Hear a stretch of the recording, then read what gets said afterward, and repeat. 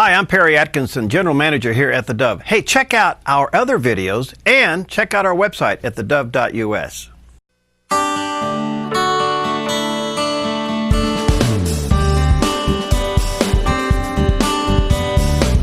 Good morning. Welcome to Focus. Today, Steve Johnson with you. And I know your life is perfect. There's absolutely nothing going wrong in it. And you're just wondering, how can your day get any better? Okay, now welcome back to reality on a Tuesday. Shari Rigby is the author of a book called Beautifully Flawed. But let me back up a little bit. She's also, you may have seen her as an actress in October Baby and another movie called Not Today. She's also the founder of a group called The Women in My World and author of this book called Beautifully Flawed. It's subtitled, and I find sometimes the subtitles are more telling than anything else, Finding Your Radiance in the Imperfections of Your Life. So I want to greet you. Welcome to Focus Today. Shari? Hi, good morning. Yeah, now let me ask you, give us a little bit of your background. You're obviously an actress, you're now an author as well. Give us the nickel view of your life, because isn't it perfect? Oh, I wish it was always perfect. And as long as I have my coffee in my hand, that's when it's usually perfect. You know, I like you already, Shari. That's a great thought. You got your priorities straight anyway. Right, it's all about the coffee. My life, I wish I could say it was perfect, but I think that it actually is more unique, and it's much better when it's not so perfect, because that's how we get to relate with other people, and we just get to be real, and I think that's really what it's all about. Well, let's back up a little bit from this book then. Clearly, this is a unique theme. I don't see this really too much about people having problems, and now you're going to hit it head on. What prompted you to write this? Well, it really took off with the October Baby. When we dove into that, I mean, people that have heard my story before, they realized that there's so much more that was behind this character than just the Cindy Hastings that they were able to see on the screen. And so October Baby just really was the catalyst for this. And, I had people asking me, well, what were you like? And, because this related to your true story. And so that's really what the prompting was. And God really just continued to speak to my heart and kept pushing me into this. And I literally had said, Lord, if you want me to write this book, then I need one of the Irwin brothers to speak it to me so that I'm not stepping out without you. And it was really interesting. I was getting on a plane with John Irwin, and he said, hey, have you thought about writing a book and telling your story? And that really was the beginning, and that was in 2012. Now, one of the themes in the book, I guess you'd call it the central theme, is how people should embrace their past. But, some people's past, they probably would rather get rid of it and, ignore it. Describe what it is that you think is important for people to do. Well, I think that really, and that's such a great question. I think the past is absolutely something that we don't want to linger in. We don't want to sit on it and drown our sorrows in it. But I think that if we can turn it around and really look at the positive from our past and take it as a learning experience and wisdom, it says biblically that people will come by the testimonies and by the blood of the Lamb. And I really do believe that's true, because when we can sit down and relate with people and we can say, listen, this is what I've gone through in my life, and you can truly walk through it and relate, that's when other people can sit there and go, man, I really do want to listen. And I think that's where wisdom comes from. And I hope that people will grasp it onto saying, listen, everything that has happened in my life has given me an opportunity to really walk forward and have a better future. And I can learn from it. And instead of drowning our sorrows every day, remember that every day is a new beginning, and just the reflection on that. So that's the way I look at it, and I hope that other people can too, because I think when people embrace it, they can be such a power. They have no idea what they can do with that. And, there's only one judge, and that's the great man upstairs, so. Normally in the first 5 minutes, I don't sit down and tell people, okay, so bare your soul to me. But hey, you've written the book, so I feel as though I have the opening to be able to say, what is it then about your past that you want to share with us that has helped you to move forward despite maybe some of the problems that you've experienced?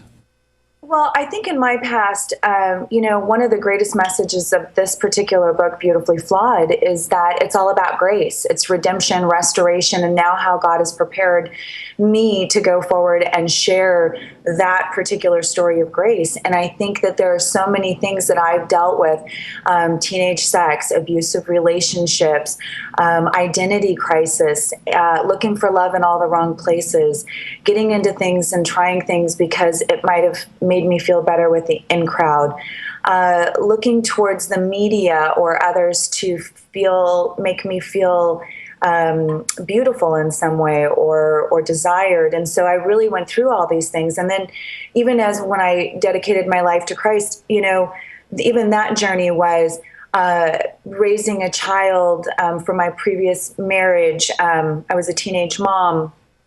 It was not being able to have any more children after my second baby was born, a life and death experience. And then all of a sudden here, God gives me an opportunity to go into and do what he called me to with film, and then ministering to women and loving on them and then speaking.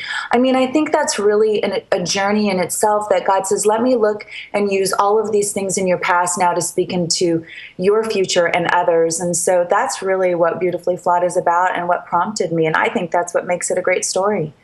If we can go with two extremes, but you do hear them. When somebody's had a rough past or something that they view as being difficulties, some people will say, well, embrace it. You really have to explore it and really delve into it. And it's almost like, oh, that's another painful revisit. Where others say, okay, you got to put it behind you. You got to move on, get your boots on and head on out. And so that's kind of the denial part of it. Is it a balance we need in between, or is it different for everybody else? How do you view this kind of a process when bad things do happen and you want to move on, to get through and be able to move forward to where you want to be? What would you suggest to people as they look at these problems? Sure, and I think that's the difficult question, because we all are individuals, and so we all deal with things very differently. I do think that there is a process. I think that we all go through a process of looking at the things that have happened, but really, what is it all about in our lives that help us grow? Well, it's wisdom and going through those valleys that bring us to the peaks. And I think if we can really grasp on to that concept, I think the other thing is really getting into a group that's encouraging, lifting up, people surrounding you with people, the iron sharpens iron.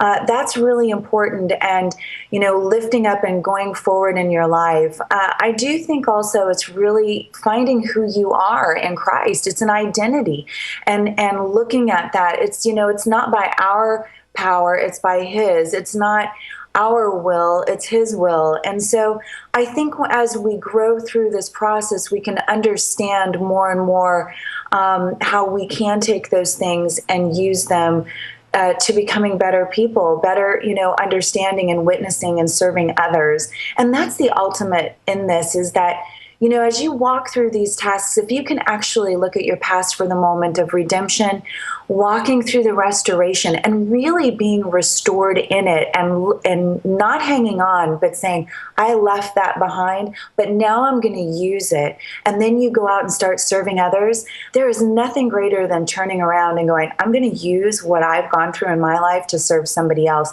And I bet anybody out there with that moment that's a turning point in their lives. And that latter part, I've heard that before, is so important, to be able to take what you've gone through and realize, okay, now I have to immerse myself in someone else's life because they're feeling it. I want to mention briefly that Shari Rigby has authored the book Beautifully Flawed, and it's finding your radiance in the imperfections of life. Let me just ask you finally, in the few minutes that we have here, for somebody who is feeling hopeless right now, they're not in that victory mode where they've been able to put things behind, but things seem to be crushing down upon them. What advice would you have for them? I think my advice would be for them is to remember that, there are new mercies every morning. I really encourage them to reach out to friends that they can trust, that they can lean on, somebody that can encourage them and help them walk through this time, and to remember that there are so many great things in life that they get an opportunity to do, and so I just encourage them to remember that their life is beautiful, and no matter what kind of flaws that they have in it, God sees them as beautiful, and He wants to use them to glorify His kingdom. And so I just encourage them to really stretch themselves on that, and to remember that they were uniquely made and designed, and get their eyes focused on the things that are of true value, and that's the Lord. And there are bad times, there are peaks and valleys. We all go through them. I go through them myself. I mean, believe me, there are days I go through and think, wow, how am I going to get through this day? But, I surround myself with good people. I continue to lean on the Lord, and you just got to keep pressing through it. And I just say, remember who you are. And even though you're flawed, you're really beautiful. Thanks. Shari Rigby, the author of the book called Beautifully Flawed, Finding Your Radiance in the Imperfections of Life. Thanks for being with us. Thank you.